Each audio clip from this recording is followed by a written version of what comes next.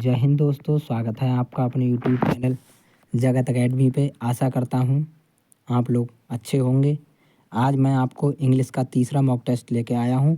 तो क्वेश्चन करते हैं हम। और आपकी तैयारी कैसी चल रही है आप लोग कमेंट में मुझे ज़रूर बताइए और वीडियो को शेयर कर दीजिए ताकि और भी लोग इससे जुड़ सकें। पहला क्वेश्चन है, poetry teaching has the objects. पहला है develop aesthetic sense, appreciation, ability, train the emotion या ऑल अबव दीज। तो इस क्वेश्चन का आंसर हो जाएगा ऑल अबव दीज। पोइट्री के ऑब्जेक्ट्स जो हैं वो ये सारे हैं। क्वेश्चन नंबर अगला है, the objectives of teaching are achieved by an approach, strategy, method या मीडिया। तो इसका ऑप्शन बता दूं, ये सी होगा। क्या होगा इसका? स्ट्रेटर्जी होगा आपका ऑप्शन। क्वेश्चन नंबर 3 है, bilingual and audiolingual method are used in teaching, mother tongue, second language, first language, none of these. तो इसका हो जाएगा आपको ये जो बाइलिंगुअल एंड ऑडियोलिंगुअल मेथड जो यूज़ किया जाएगा वो किया जाएगा सेकंड लैंग्वेज में। क्वेश्चन नंबर 4 है, the structural approach in is an English, method of teaching, approach of teaching, technique of teaching या फिर नन ऑफ दीज। तो इसका भी हो जाएगा, एक सेकंड, इसका भी हो जाएगा B, approach of teaching. Next question है 5 है कि which letter is silent in word guide. तो यू होगा, आई होगा, डी होगा, जी होगा। तो ये आपका हो जाएगा यू, साइलेंट वर्ड पूछा था। क्वेश्चन नंबर 6, ये वेरी शॉर्ट आंसर आ गए।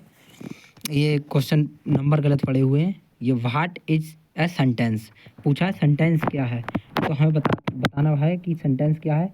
तो देखते हैं, sentence is a group of words makes complete sense.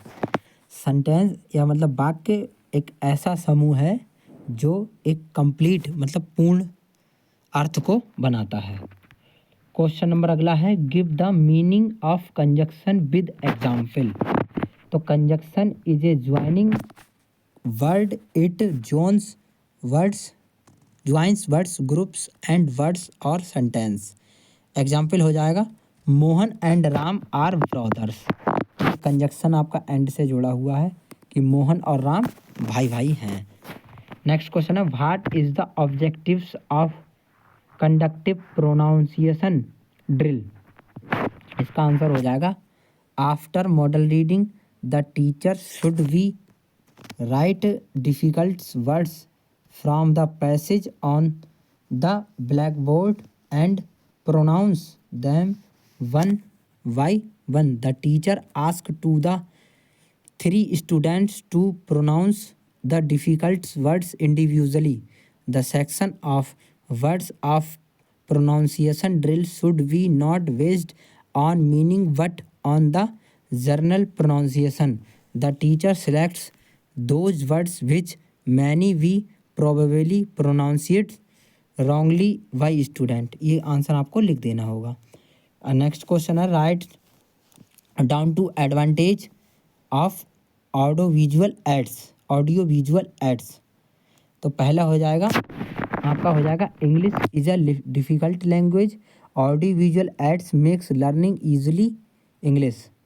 और क्वेश्चन नंबर का इसका दूसरा आंसर हो जाएगा, a good English teaching is possible only a natural English.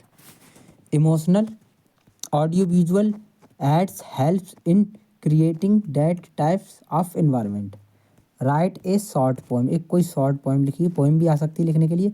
तो to market, to buy a fat fig, home again, jiggy jig, jiggly zig.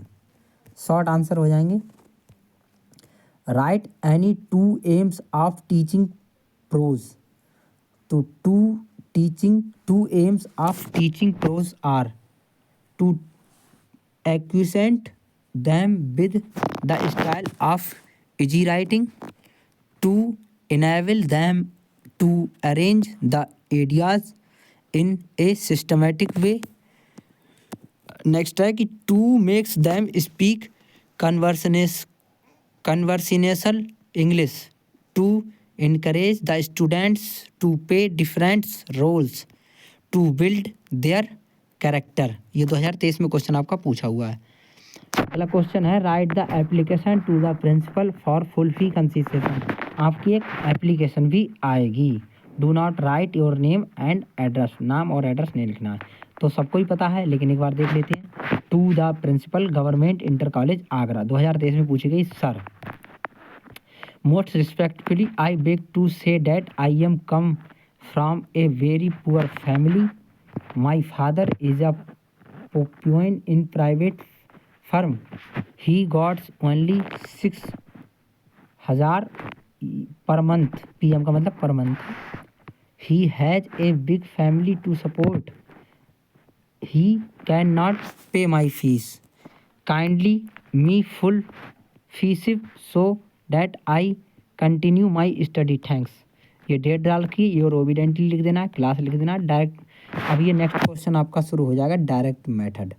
Direct method क्या होता है, इसको आप हिंदी और इंग्लिश दोनों में सीखेंगे। The direct method teacher foreign language exclusively in the target language without using the native language of the students but a reaction against GT। Grammar translation method होगा। Method is other names also natural method. अगर आपसे पूछ लिया जाए कि direct method को दूसरे किस नाम से जानते हैं तो आप लोग दोगे नेचुरल मेथड से, 1 नंबर में क्वेश्चन आ जाता है। इसकी हिंदी हो जाएगी प्रत्यक्ष विधि का उपयोग किए बिना विशेष रूप से भाषा में विदेशी भाषाओं छात्रों की मुख्य भूमिका की लक्ष्य। यह GT मेथड के खिलाफ एक प्रतिक्रिया थी। इस विधि का दूसरा नाम नेचुरल मेथड भी है। अब आ जाएगा आपका कैरेक्टरिस्टिक्स ऑफ डायरेक्ट मेथड। तो पहली हो जाएगी direct method is interesting and natural for learners. दूसरा हो जाएगा creating distance between words and ideas. तीसरा ग्रामर इज टाउट इंडक्टिवली। चौथा हो जाएगा sentence is the unit of teaching. और 5वां हो जाएगा translation and formal grammar are ignored. इसके हिंदी में देख लीजिए आप। यह विधि शिक्षार्थियों के लिए रोचक एवं स्वाभाविक है।